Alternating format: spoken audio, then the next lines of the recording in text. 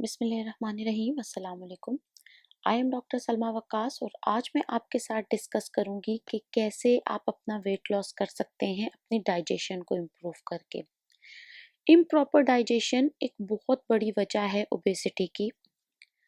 अगर आपका खाना सही तरह डाइजेस्ट नहीं हो रहा तो इसका मतलब है कि आपकी बॉडी में न्यूट्रिशन की एब्जॉर्प्शन नहीं हो रही और उसकी वजह से आपकी बॉडी वीक होगी, आपको डिजीजेज होंगी, आप स्ट्रेस में जाएंगे, मेंटल हेल्थ इफेक्ट होगी, आप अपना कोई भी फिजिकल या मेंटल एक्टिविटी प्रॉपरली नहीं कर सकते। अक्सर लोगों के मोटे होने की वजह उनकी इम्प्रॉपर डाइजेशन होती है जो वो नहीं जानते। अगर आपको कॉन्स्टिपेशन का प्रॉब्लम रहता है यानी स्टूल हार्ड है या लेस स्टूल पास करते हैं या ब्लोटिंग का प्रॉब्लम रहता है, गैस एक्यूमुलेट हो जाती है स्टमक में या इंटेस्टाइन में, या आपका मैदा फूला हुआ रहता है, एसिड रिफ्लक्स या अल्सर का प्रॉब्लम रहता है, नोजिया है या लूज स्टूल रहता है, तो इसका मतलब है कि आपकी डाइजेशन प्रॉपर नहीं है, आपका खाना सही तरह हजम नहीं हो रहा, जिसकी वजह से आपका वजन बढ़ता जा रहा है। आज हम बहुत ही सिंपल तरीके डिस्कस करेंगे जिससे आप अपनी डाइजेशन को इम्प्रूव कर सकते हैं और ये वो तरीके हैं जिनको हम अक्सर इग्नोर करते हैं। तो चलिए स्टार्ट करते हैं। अगर आप पूरा दिन थक जाएं काम करके और रात को आप सोना चाहते हैं तो हमेशा आप ऐसी जगह पे सोना पसंद करेंगे जहाँ पे खामोशी और सुकून हो, ताकि आप अपनी थकावट दूर कर सकें और अपनी नींद को भी पूरा कर सकें।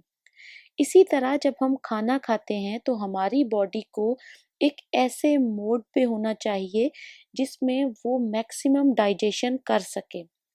हमारी डाइजेशन को हमारा नर्वस सिस्टम कंट्रोल करता है। ऑटोनोमिक नर्वस सिस्टम के दो पार्ट्स होते हैं। एक तो वो पार्ट है जो जब हम रेस्ट में होते हैं हमारी बॉडी में मैक्सिमम डाइजेशन होती है, हमारी बॉडी सपोर्ट कर रही होती है डाइजेशन को, मैक्सिमम ब्लड सर्कुलेशन होती है, ब्लड फ्लो डाइजेस्टिव ट्रैक का इंक्रीज कर जाता है, सलाइवरी ग्लैंड्स इंक्रीज करते हैं, जिसकी वजह से मैक्सिमम एब्जॉर्प्शन होगी हमारे फूड की। हमारी बॉडी को खाने से पहले, खाने के दौरान और खाने के बाद इसी मोड पे होना चाहिए जिसे कहते हैं पैरासिम्पैथेटिक नर्वस सिस्टम।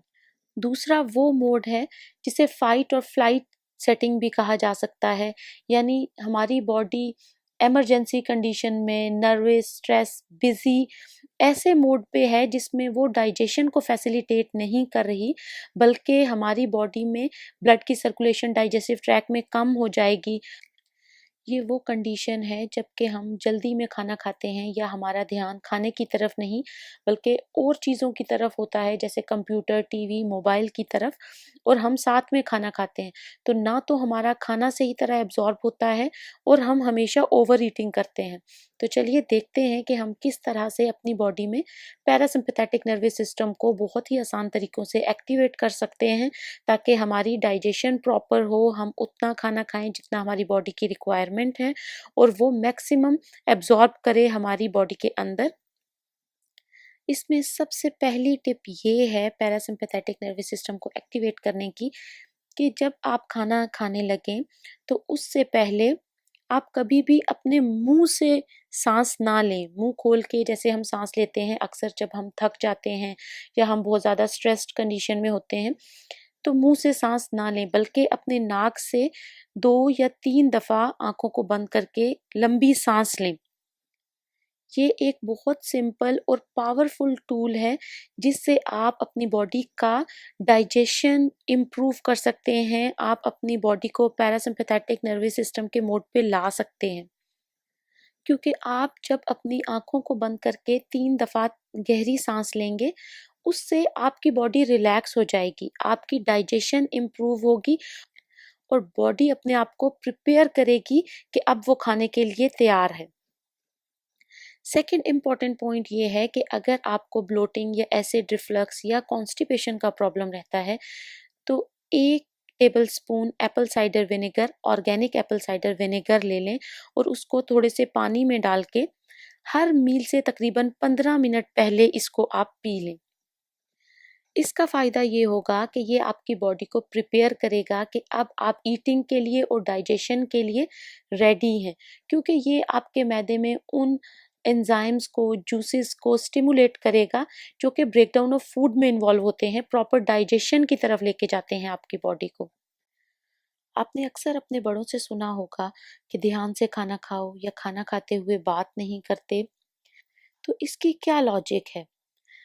हम कहते हैं कि हमें माइंडफुल ईटिंग करनी चाहिए।